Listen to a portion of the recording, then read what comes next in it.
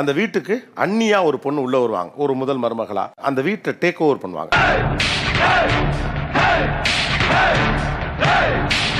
அந்த வீட்டினுடைய சிக்கல்களை களைவாங்க, அந்த வீட்டை ஷேப் அப் பண்ணி அந்த குடும்பத்தை வளர்ச்சி அடைய வைப்பாங்க. தமிழ்நாடு முழுக்க நீங்க அப்படி பார்க்கலாம். அவ கடக்கறா இடுப்பு சத்தவ. இந்த நல்ல சமயத்துல அவளையே ஞாபகப்படுத்துற.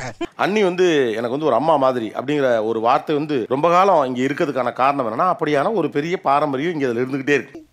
தெய்வமே நன்றி சொல்வேன் தெய்வமே.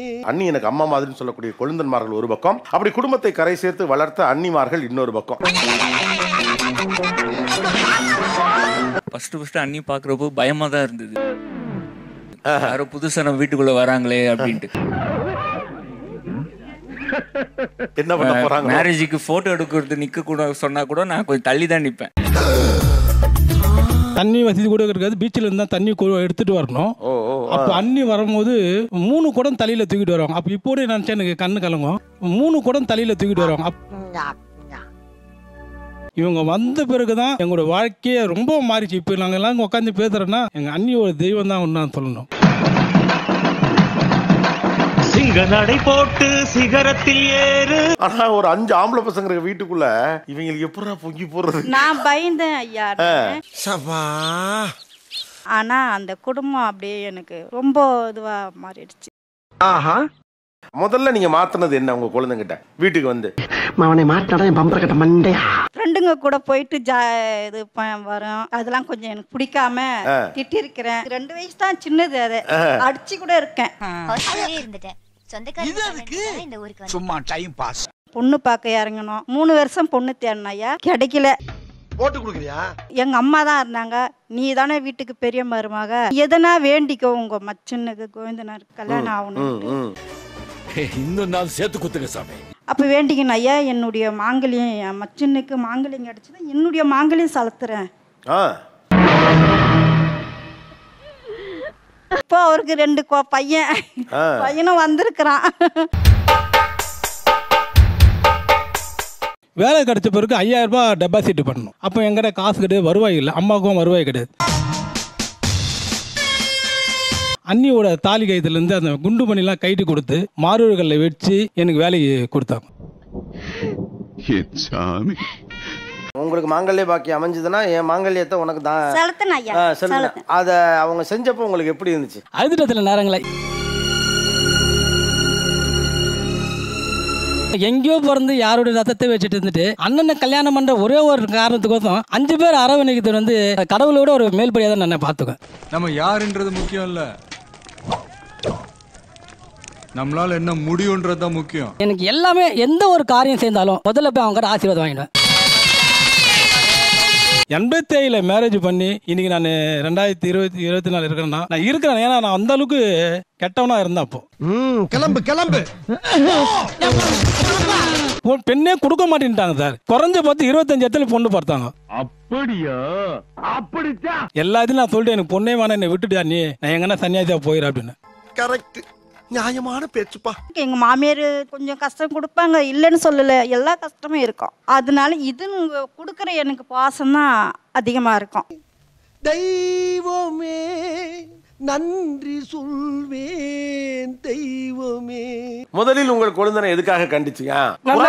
ஈக்கா எடுத்தாங்களே, என்ன மேரேஜ் பண்ணி கூட்டு வந்து ஈக்கா எடுத்தாங்களே எங்க ஏரியா நம்பக்கத்துல போய் புறா புடிச்சிட்டு வருவாங்க. போய் ஆலங்காத்தால உனக்கு குறவழி வரைக்கும் சோத்த போட்டு வண்டியில ஏத்திட்டு வந்ததுக்கு உன்னால என்ன பண்ண முடியுமோ அதை பண்ணிட்டேன். மாமனார் வந்தாலும் அடிப்பாரு, அதுக்குள்ள இவங்களை போய் தேடி கண்டுபிடிச்சு உங்க கூட்டு வரணும். ரிஸ்க் எடுக்கிறலாம் எனக்கு ரஸ்க் சாப்பிடுற மாதிரி. தூங்கி எந்திரிச்ச உடனே தண்ணி குடிக்கணும்னு சொல்லுவான். இவர்தான், இவருக்கு இதான் வேலை. அவன் எந்திரிக்கிற டிஸ்டன்ஸுக்கும் தண்ணி இருக்கிற டிஸ்டன்ஸுக்கும் கொஞ்சம் கையை எடுத்து வச்சாவே போதும், தண்ணி குடிச்சிடலாம். அது பண்ண மாட்டான். அங்க இருந்து அம்மா அம்மான்னு 10 வாட்டி கூப்பிடுவான். அவங்க வெளியே இருந்து வர்றதுக்குள்ள தண்ணி எடுத்து கொடுமா அப்படின்பான். என்னால முடியலடா. சோ நான் கல்யாணம் ஆனி போன பிறகு அத்தை ஒரு வாட்டி சொன்னாங்க, கார்த்தியா அவனுக்கு செத்த தண்ணி எடுத்துக்கூட அப்படின்னா.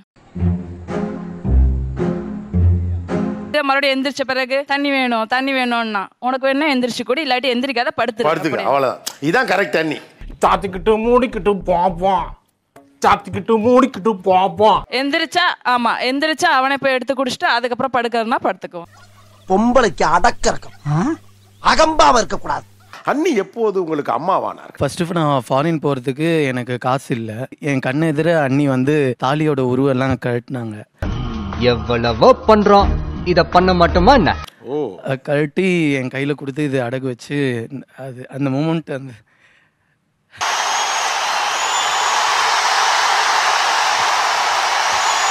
அண்ணியை நிறைய திட்டியிருக்க பேசியிருக்கேன். அந்த மொமெண்ட் பார்க்க சொல்ல நம்ம பண்ணது தப்பு அப்படின்ற ஒரு இது வந்துச்சு.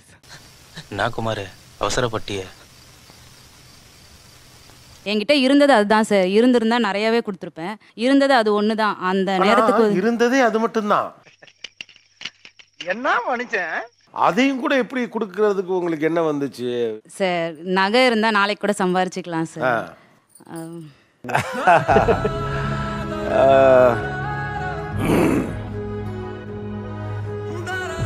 வேண்டான்னு சொல்ல அண்ணி அவுக்காதீங்க அப்படின்னு சொல்றதுக்கும் முடியல. ஃபியூச்சர் இதுவும் கிடைக்கணும் அப்படின்ற ஒரு பட்சத்தில் அது ரொம்ப கஷ்டமா இருந்துச்சு.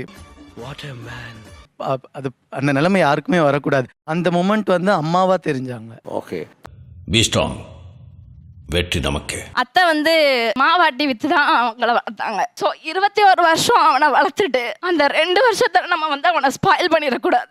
யார் சாமி இவன்? எங்கிருந்து வந்திருக்கான்?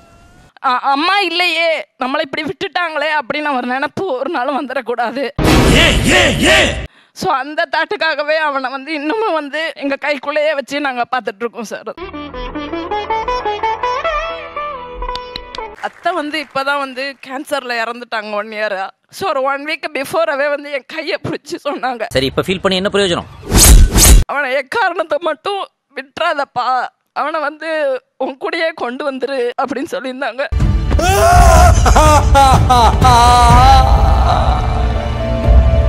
அவங்களால முடியல. அந்த சுச்சுவேஷன்ல இவங்களை படிக்க வச்சதே பெருசு. அப்படி இருக்க பட்சத்துல அவங்களுக்கு வீடு வாங்கணும்ன்ற ஒரு நினைப்பு வந்து உடுத்திக்கிட்டே இருந்துச்சு.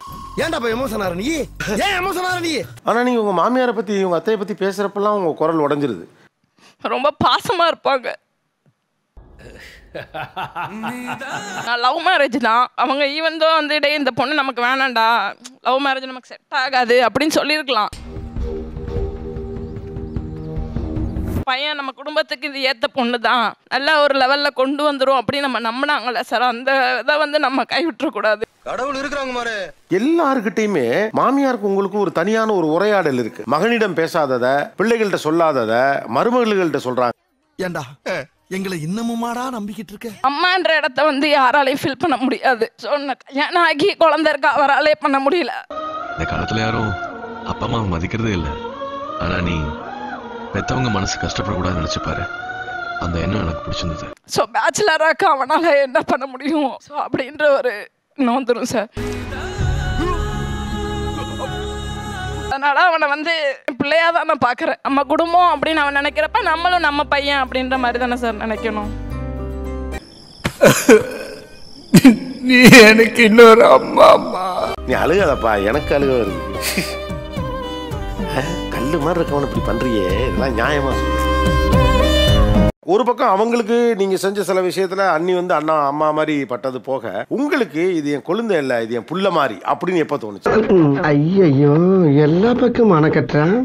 சரி உள்ளே ஒரு ரவுண்டு போவோம். இப்போ நம்ம அம்மா வீட்டுக்கெல்லாம் போனால் மச்சினங்களையும் கூட்டின்னு போவேன். நான் பசங்க மச்சின பிள்ளைங்களையும் கூட்டின்னு போவேன். எங்க தலைக்கு எவ்வளவு தில்லு பத்தியா? எங்கள் அம்மா வீட்டு சைடில் என்ன சொல்லுவாங்க, உன் பிள்ளைங்களையும் கூட்டின்னு வந்துட்டியா அப்படி தான் கேட்பாங்க. அப்போ வந்து என் மைத்தினருங்களாம் வந்து எனக்கு என் பிள்ளைங்களா தான் நான் நினச்சேன்.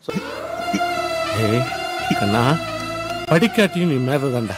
அம்மா வீட்டுக்கு போறப்ப பிள்ளைகளை கூட்டி போற மாதிரி அவங்களே கூட்டிட்டு போறீங்க? அவன் இட்டு வருவான், அவங்களும் வருவாங்க, மைத்தினர் குழந்தைங்க எல்லாரும் இட்டுன்னு போவேன்.